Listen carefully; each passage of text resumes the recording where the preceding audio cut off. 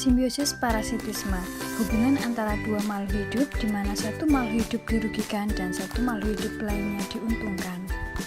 Contohnya ada lalat pada sapi. Lalat akan menghisap darah sapi dan mengakibatkan gatal atau penyakit kulit lainnya. Yang kedua ada kutu pada kucing.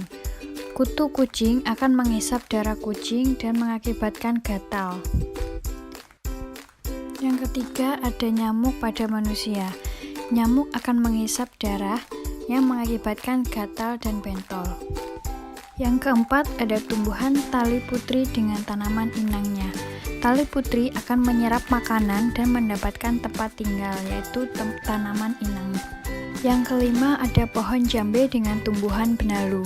Tumbuhan benalu akan menyerap makanan pada pohon jambe dan mendapatkan tempat tinggal.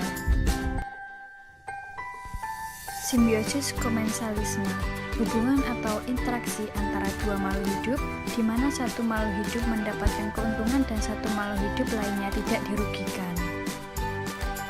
Contohnya pada bunga anggrek yang hidup dengan cara menempel pada pohon belimbing tidak menyerap makanan dari pohon belimbing karena anggrek dapat membuat makanan sendiri.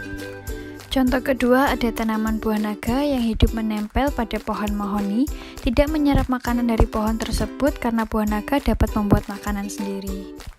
Yang ketiga ada tumbuhan siri yang hidupnya merambat pada pohon randu, tidak menyerap makanan dari pohon yang dirambatinya. Simbiosis mutualisme, hubungan atau interaksi antara dua makhluk hidup yang saling menguntungkan. Contohnya seperti bunga dan lebah. Yang kedua ada kupu-kupu dan bunga. Kupu-kupu mendapatkan nektar pada bunga sebagai makanannya, sedangkan bunga dapat melakukan proses penyerbukan dibantu oleh kupu-kupu. Contoh ketiga ada interaksi antara tumbuhan dengan cacing tanah.